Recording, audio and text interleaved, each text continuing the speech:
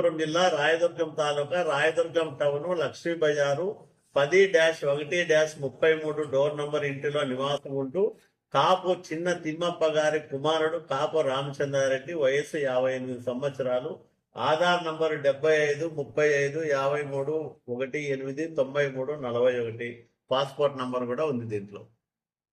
ఇది